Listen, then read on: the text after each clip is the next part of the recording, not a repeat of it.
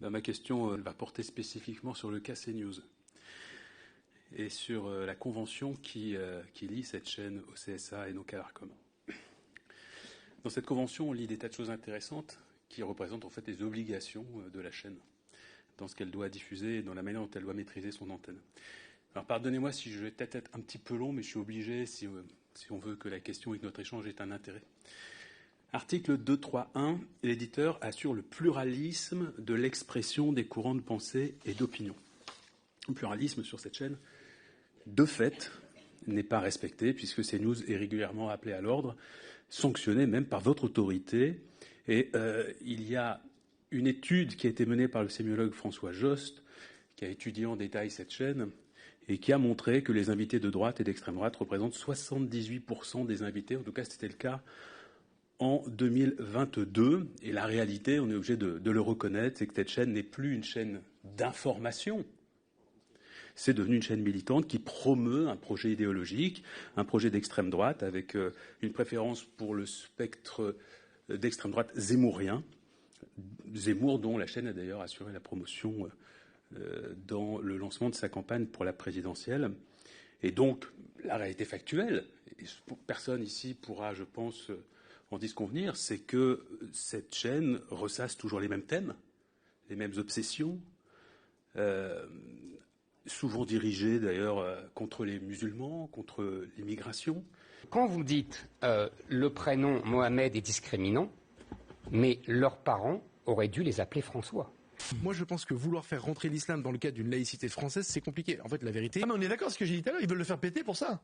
Oui, ils veulent faire sauter, ils combattent la laïcité. C'est bien parce que la majorité musulmane impose la primauté de sa culture par le nombre que d'autres personnes qui n'appartiennent pas à la majorité musulmane de manière confessionnelle ont adopté la culture de la majorité. Ça fait des années que je dis qu'il y a un lien insécable entre l'immigration et l'insécurité. Le voile islamique est l'instrument, on le voit dans les instances européennes, l'instrument depuis 30 ans ou depuis 25 ans de conquête de l'islam européen par les frères musulmans. Mais quand est-ce que vous allez voir ça ?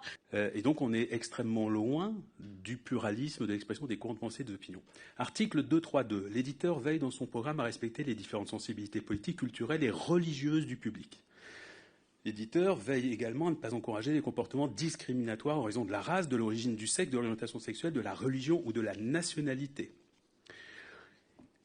L'éditeur s'engage également à lutter contre les discriminations, en prendre en considération dans la représentation à l'antenne la diversité des origines et des cultures. Là encore, CNews a été rappelé à l'ordre tellement de fois, elle a même été condamnée pour ça. Je prends un exemple pour ceux qui nous écoutent. Ils sont voleurs, ils sont assassins, ils sont violeurs, c'est tout ce qu'ils sont.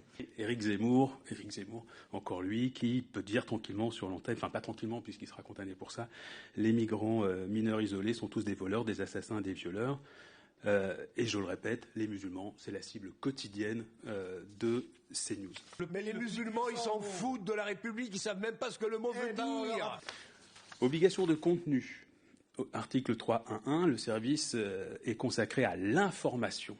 Il offre un programme réactualisé en temps réel, couvrant tous les domaines de l'actualité. Cette obligation n'est pas non plus couverte, n'est pas respectée.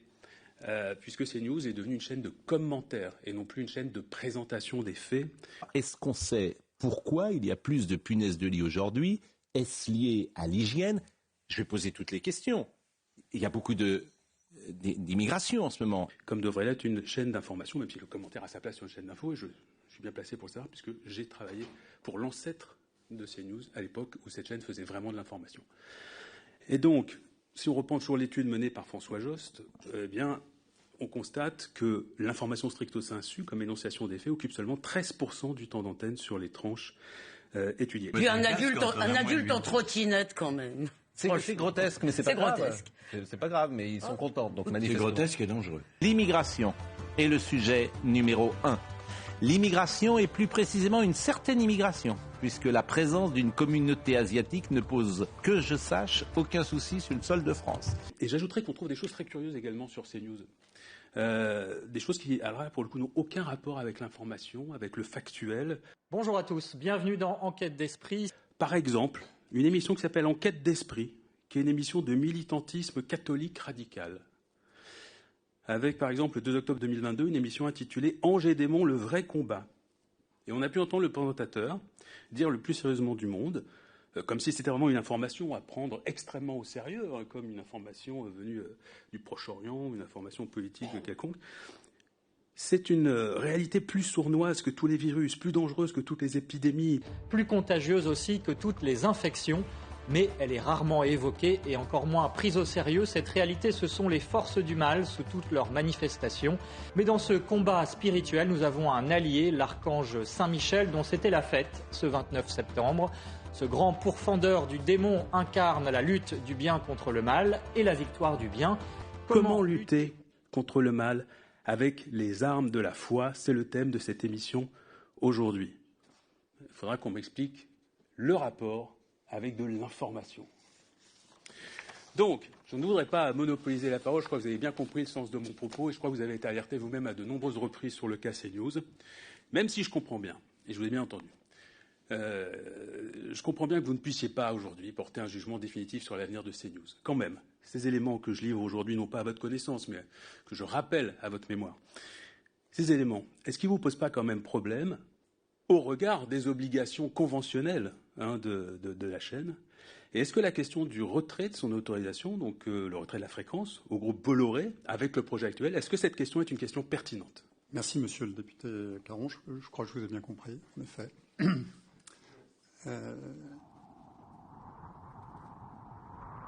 J'ai lu l'étude à laquelle vous avez fait allusion, que personnellement trouvé vraiment très intéressante, et je regarde de façon générale les points de vue des universitaires.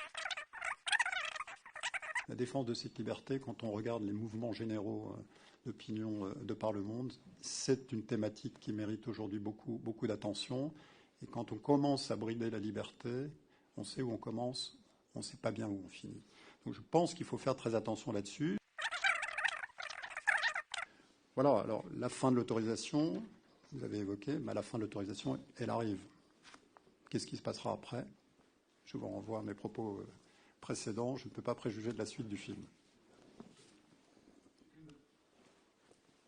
Je vais quand même me permettre d'insister un petit peu. Je comprends votre demande de réserve, mais tout de même, je ne peux pas croire que vous n'ayez pas d'opinion, d'avis sur ce sujet.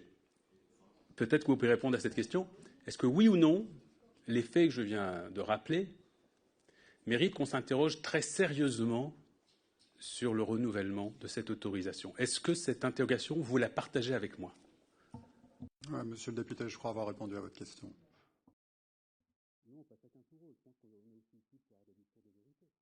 Bien évidemment, parmi les critères d'appréciation du régulateur, le respect par un éditeur sortant de ses obligations fait partie des éléments d'appréciation du régulateur. Ce n'est pas le seul critère, bien évidemment.